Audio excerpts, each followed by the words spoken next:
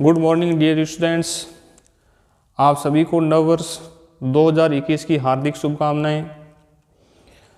BSc third year के अंतर्गत organic chemistry में जो सेकंड यूनिट है उसका नाम है हेटेरोसाइक्लिक कंपाउंड या विषम चक्रीय यौगिक। इस यूनिट के पीडीएफ में नोट्स आप लोगों को शेयर किए जा चुके हैं। आप लोगों को इतना भी कहा था कि आप निरंतर है वो अध्ययन करते रहें, आप पढ़ते रहें। तो उसमें कई विद्यार्थी बता रहे थे कि हमारे को समझ में नहीं आ रहा है, तो आप खुद पहले तो प्रयास करें, फिर भी अपन वो वीडियो लेक्चर के माध्यम से आपको समझाने का प्रयास करेंगे ही। तो इसमें विषम चक्रीय यौगिक ये सबसे बीएससी थर्ड ईयर की सबसे बड़ी यूनिट है और इसमें बहुत सी जो कौन कौन से जो विषम चक्रीय यौगिक क्या होते हैं उसके बारे में आपको शुरुआती जो वीडियो लेक्चर था उसमें आपको बता चुके थे कि ऐसे चक्रीय यौगिक जिसमें कार्बन के अलावा चक्रीय संरचना में नाइट्रोजन, ऑक्सीजन, सल्फर ऐसे समूह आ जाते हैं तो वो विषम चक्रीय यौगिक बनते हैं। उसका नामकरण कैसे किया जाता है आईयूपीएसी प्रणाली में 5 सदस्यीय वलय संरचना होती है तो कैसे नामकरण करते हैं, 6 सदस्यीय वलय संरचना होती है तो कैसे नामकरण करते हैं, वो सारा आप लोगों को एक नामकरण का जो एक अपन के वीडियो लेक्चर था उसमें आपको बताया था। तो इस यूनिट में आप लोगों के जो कोर्स में विषम चक्रीय यौगिक कौन कौन से हैं, एक है आपके पीरोल या जिसको अपन पाइरोल बोलते हैं, 5 सदस्यीय वलय संरचना जिसमें आपके नाइट्रोजन जुड़ा हुआ हो ऐसा यौगिक उसको क्या बोलते हैं, पीरोल। सेकंड आप लोगों को बताया था थायोफीन,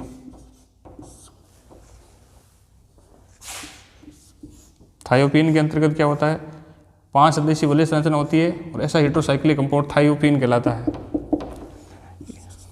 और एक आपको ऑक्सीरेन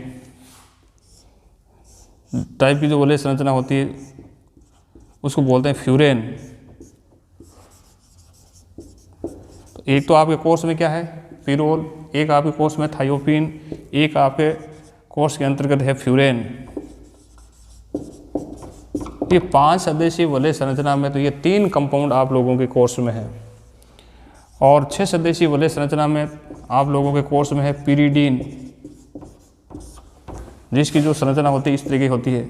इसके बारे में पहले आपको चर्चा कर चुके हैं, एक छोड़कर एक डबल बॉन्ड होता है इसको अपन क्या बोलते हैं पिरिडीन। फिर इसमें आपके विषम चक्रीय वलय संरचना वाले यौगिक आपके कोर्स में है तो उसमें एक इंडोल जिसमें एक तो 6 सदस्यीय वाला यौगिक और उसके साथ में है वो 5 सदस्यीय वलय संरचना वाला संयुग्मित रूप से आपके यानी पिरोल वलय आपके एक जुड़ी हुई हो और एक आपके ये बेंजीन है। तो इस संरचना को अपन क्या बोलते हैं इंडोल।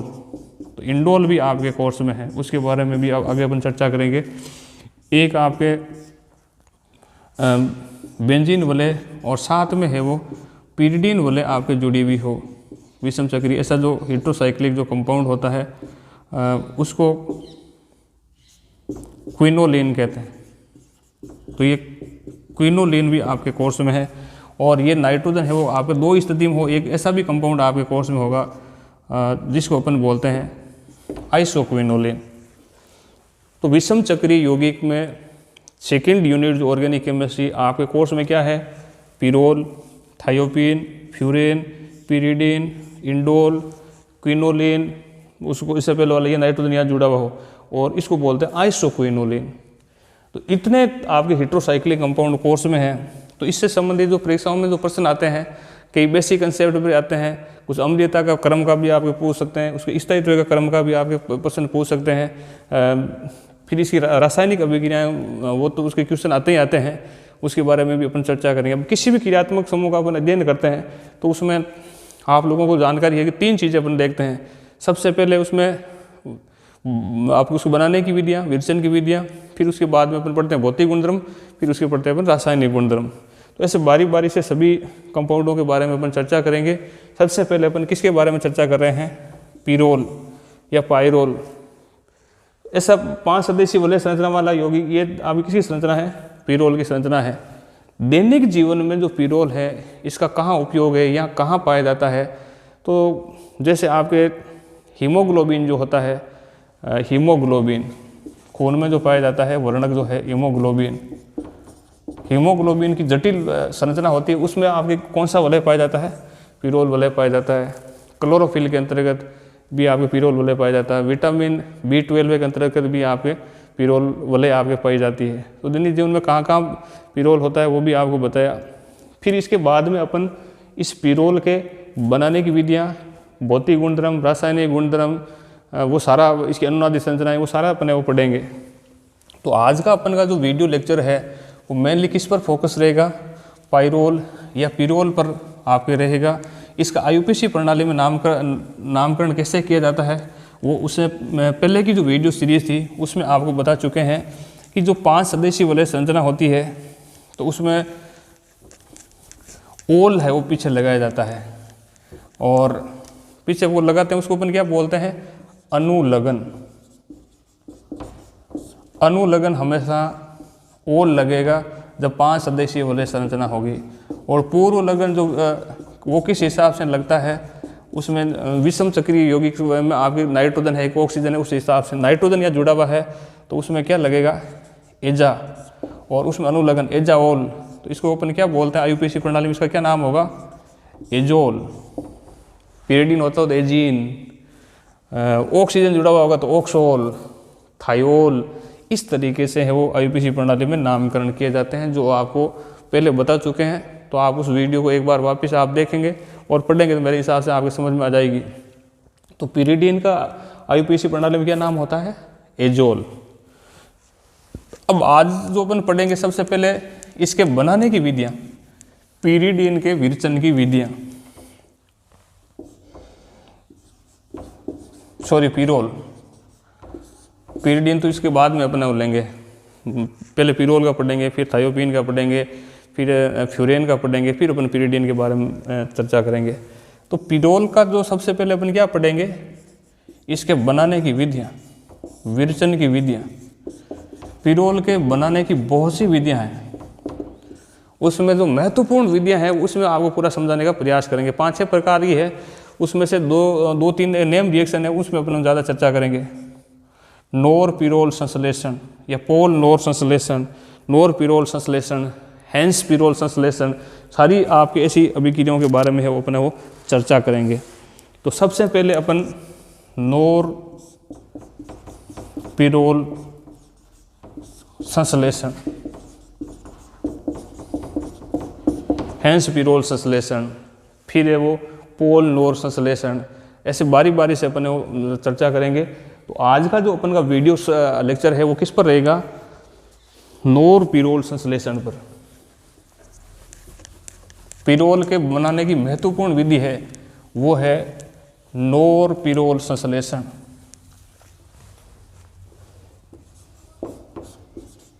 नोर पिरोल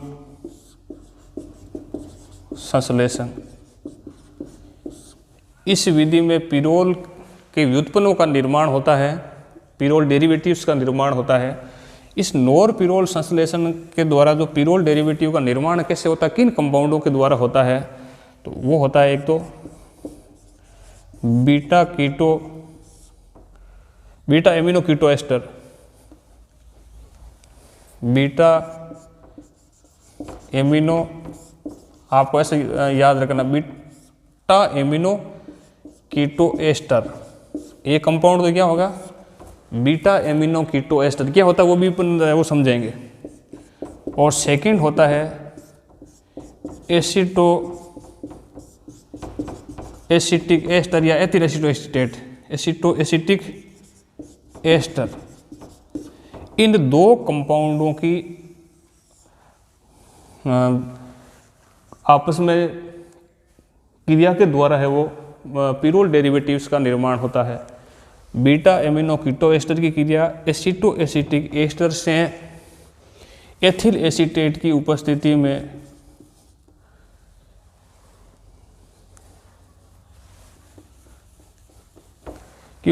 इसमें से जल के अणु का निकास होता है। जल के अणु दो बाहर निकलते हैं, यानी निर्जलीकरण के द्वारा है वो बीटा एमिनो कीटो एस्टर और एसिटो एसिटिक एस्टर की निर्जलीकरण से या इसके आपस में संश्लेषण के द्वारा है वो पिरोल डेरिवेटिव का निर्माण होता है। अब ये बीटा एमिनो कीटो एस्टर उसका खुद का निर्माण कैसे किया जाता है वो मैं आपको समझा रहा हूँ, पूरा आपको समझना है इसमें।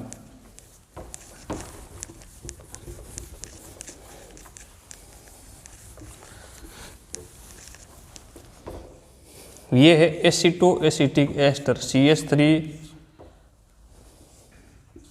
CH2 C double bond O CH3 CH2 C double bond O C2H5। ये तो आपको पता है कि एथिल एसीटेट होता है। एसिटोएसिटिक जो एस्टर होता है इसमें CH3 CO समूह होता है, CH3 C double bond O CH2 फिर C double bond O C2 जो H5 होता है उसको अपन क्या बोलते हैं, एसिटोएसिटिक एस्टर।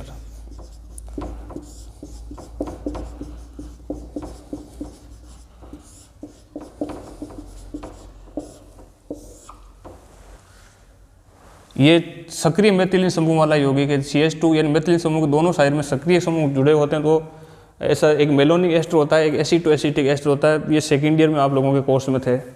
तो एसिटोएसिटिक एस्टर है, इसकी अभिक्रिया से है वो बीटा एमिनो कीटो एस्टर का निर्माण किया जाता है।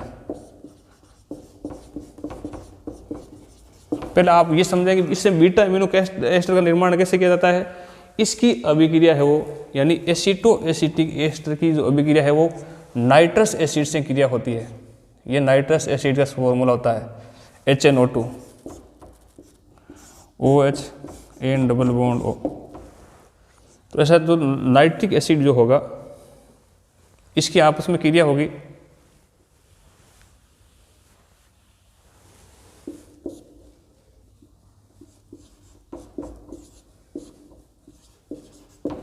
तो इसका इसमें से जल कणु बाहर निकलेगा, तो ये जो कंपाउंड बनेगा CH3 C डबल बॉन्ड, उसको मैं साथ में ऐसे CO लिख शॉर्ट में लिख रहा हूँ C, यहाँ दोनों बाहर निकल जाएगा। यहाँ डबल बॉन्ड N OH, फिर आपके C double bond O C2H5, फिर इसका अपचयन करवाया जाता है।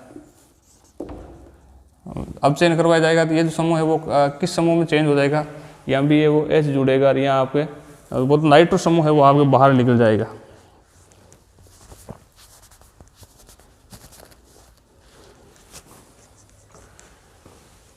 इसको भी आप पूरा इस तरीके से समझे। देखो ये नाइट्रिक एसिड नाइट्रस एसिड है, इसमें ऑक्सीजन से दोनों आपको बाहर नहीं निकल कर इस तरीके से आपको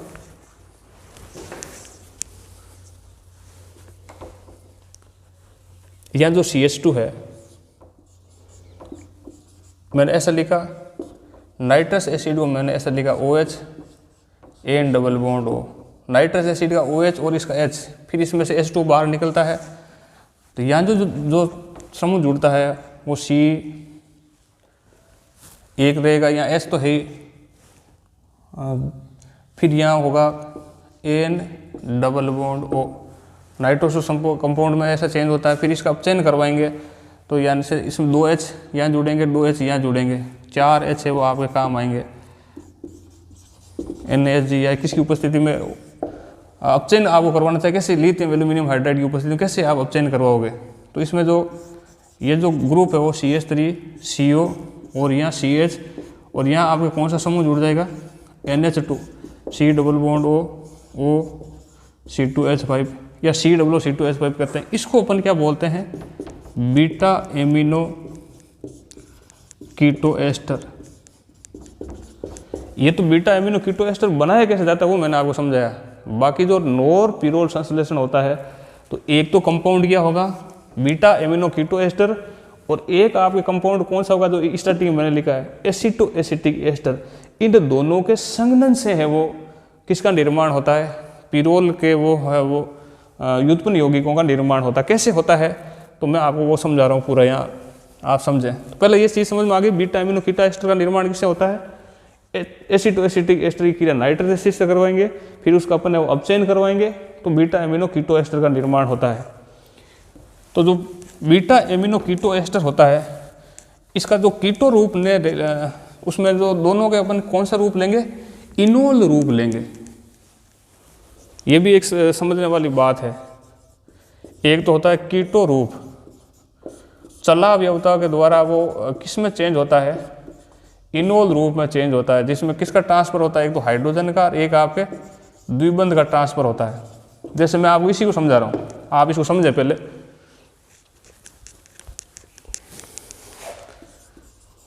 CH3 C double bond O, फिर ये C और यहाँ आपके एक H है और यहाँ कौन सा ग्रुप जुड़ा हुआ है, NH2 है, C, उसको मैं शॉर्ट में लिख रहा हूँ COO C2H5। ये बीटा एमिनो कीटो एस्टर है, बीटा एमिनो कीटो एस्टर। इसका कौन सा रूप है, ये कीटो फॉर्म है। अब इसमें यहाँ क्या होगा, ये डबल बॉन्ड यहाँ आ जाएगा तो ये हाइड्रोजन यहाँ आ जाएगा, डबल बॉन्ड तो यहाँ आ जाएगा, हाइड्रोजन यहाँ आ जाएगा तो ये किस में चेंज हो जाएगा, इनोल रूप में चेंज हो जाएगा। CH3 यहाँ C, यहाँ क्या होगा OH, यहाँ क्या होगा डबल बॉन्ड C, यहाँ क्या होगा NH2 और यहाँ क्या होगा COO C2H5। ये बीटा एमिनो कीटो एस्टर, उसका कौन सा रूप है, इनोल रूप। ऐसे ही आपके एसिटो एसिटिक एस्टर का कीटो रूप, ये मैंने आपको एक संरचना बताई थी, aceto acetic ester C double bond O CH3 CH2, उसमें एक H को मैंने ऐसे नीचे लिख दिया COO C2H5। ये एसिटो एसिटिक एस्टर का कीटो रूप है। ये जैसे डबल बॉन्ड यहाँ आ जाएगा, हाइड्रोजन यहाँ आ जाएगा तो वो यहाँ H आ जाएगा, यहाँ डबल बॉन्ड आ जाएगा तो एसिटो एसिटिक एस्टर का कौन सा रूप हो जाएगा, वो आगे इनोल रूप। तो पोल नोर पिरोल जो संश्लेषण होता है उसमें दो कंपाउंड आपको समझना है। एक तो काम आता है बीटा एमिनो कीटो एस्टर, उसका कौन सा रूप अपन संरचना में लिखेंगे, इनोल रूप। एक आपके कंपाउंड आता है कीटो एस्टर, या जिसको अपन बोलते हैं एसिटो एसिटिक एस्टर। इन दोनों के संघनन से ही आपके पिरोल डेरिवेटिव का निर्माण होता है। ये तो आपको समझाया। अब इसका पिरोल डेरिवेटिव कैसे बनेगा वो आपको यहाँ नीचे समझा रहा हूँ।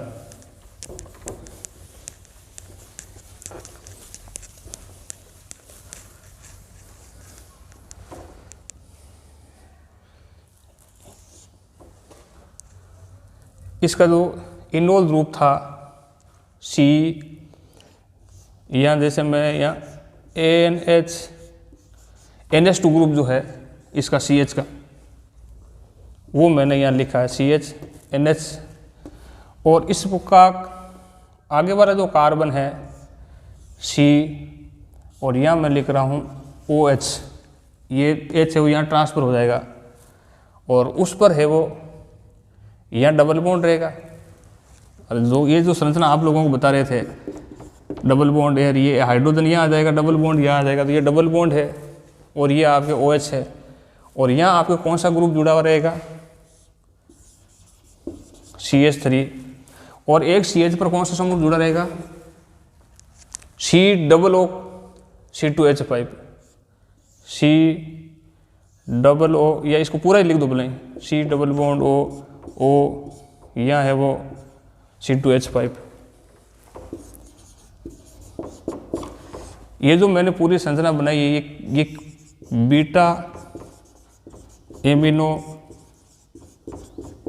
कीटो एस्टर, इसका कौन सा फॉर्म है, ये इनोल। और दूसरा जो कंपाउंड इसमें काम आता है वही एसिटो एसिटिक एस्टर, एसिटो एसिटिक एस्टर, ये एसिटो एसिटिक एस्टर है। जैसे ये यहाँ ट्रांसफर होगा तो यहाँ डबल बॉन्ड आएगा और ये हाइड्रोजन आपके यहाँ आ जाएगा। ये एसिटो एसिटिक एस्टर का इनोल रूप है, वो आपको इनोल रूप बनाना है। यहाँ देखो, यहाँ C मैंने ये O और H यहाँ ये बना दिया, ये डबल बॉन्ड CH, इस पर आपको क्या जोड़ना है, C double bond O C2H5, 2 3 4 और एक इसके अंतर्गत आपका कौन सा समूह जुड़ा रहेगा, CH3।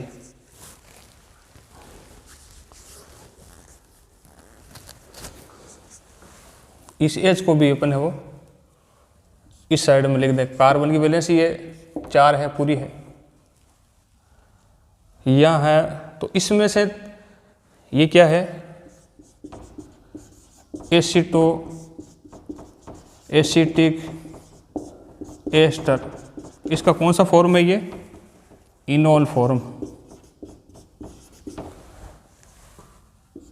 यहाँ का OH, इसका बीटा अमीनो कीटो एस्टर का, उसका H2 यहाँ से बाहर निकलेगा और यहाँ का OH और ये H। तो इसमें से कितने H2 बाहर निकलेंगे, 2 H2 बाहर निकलेंगे। तो आगे जो संरचना बनेगी वो मैं आपके यहाँ ऊपर से वापस समझा रहा हूँ। तो एक तो ये CH3 है ही, ये C डबल बॉन्ड CH, ये आपस में जुड़ जाएगा यहाँ से, C+O C2H5 double bond C, इधर क्या रहेगा, ये CH3 और यहाँ का N और H, ये N और H और इधर ये C double bond O C2H5। तो ये जो संरचना आप लोगों को है, ये यहाँ हाइड्रोजन होता है, यहाँ हाइड्रोजन होता है, यहाँ हाइड्रोजन होता है, यहाँ हाइड्रोजन होता है, तो अपन इसको क्या बोलते, पिरोल बोलते। लेकिन ये पिरोल नहीं होकर इस पर कई समूह आपके जुड़े हुए हैं, तो ये क्या है, पिरोल व्युत्पन्न है। इसका अपन नाम देंगे तो ये 1 नंबर, ये 2 नंबर, ये 3 नंबर, ये 4 नंबर और 5 नंबर। एक तो 2 पर ये ग्रुप जुड़ा हुआ COO C2H5 2 पर और 4 पर। एक आपके CH3 कहाँ पर जुड़ा हुआ, 3 और 5 पर। तो इस पिरोल व्युत्पन्न का जो अपन वो नाम देंगे, इसको बोलते हैं कार्बोक्सी एथोक्सी। ये एथोक्सी, ये कार्बोक्सी। इस ग्रुप का नाम क्या होता है, कार्बोक्सी एथोक्सी। एक तो ये ग्रुप जुड़े हुए हैं, एक आपका कौन सा ग्रुप जुड़ा हुआ है, मेथिल ग्रुप जुड़ा हुआ है। तो इस पिरोल का भी अपन वो नाम देंगे, तो इसका नाम क्या होगा, 2,4 डाई कार्बोक्सी एथोक्सी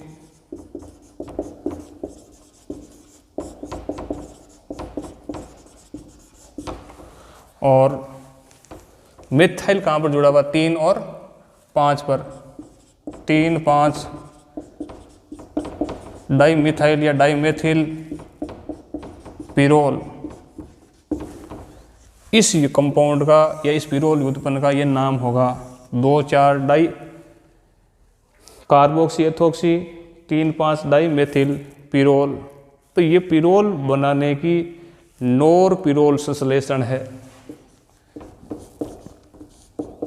एक हेंस पिरोल संश्लेषण होता है, एक पोल नॉर संश्लेषण होता है। ये 3 है वो इम्पोर्टेंट है, वो पिरोल के बनाने की विधियां हैं। तो आज का जो अपन का वीडियो लेक्चर था उसमें पिरोल के विचलन करने की नॉर पिरोल संश्लेषण को आपको 1 बाय 1 एक एक स्टेप के साथ में आपको समझाया है। इसको वापस मैं एक बार वापस रिपीट कर रहा हूँ। नॉर पिरोल संश्लेषण, इसके अंतर्गत पिरोल व्युत्पन्नों का निर्माण होता है। इसमें कौन से 2 कंपाउंडों से पिरोल व्युत्पन्नों का निर्माण होता है, बीटा एमिनो कीटो एस्टर और एसिटो एसिटिक एस्टर। दोनों के इनोल रूप आपस में संघनित होंगे, 2 जल के अणु बाहर निकलेंगे और ये पिरोल व्युत्पन्नों का निर्माण होगा। उसको अपन बोलते हैं नॉर पिरोल संश्लेषण। और बीटा एमिनो कीटो एस्टर, उसका निर्माण कैसे होता है, वही एसिटो एसिटिक एस्टर, उसकी नाइट्रस एसिड से क्रिया करवाई जाती है, फिर अपचयन करवाया जाता है। तो बीटा एमिनो कीटो एस्टर उसको इनोल फॉर्म में कैसे चेंज होता है, कीटो रूप इनोल रूप में, तो चलावयवता के द्वारा, डबल बॉन्ड और हाइड्रोजन के ट्रांसफर के द्वारा। तो ये मेरे हिसाब से आप लोगों के समझ में आ गई होगी।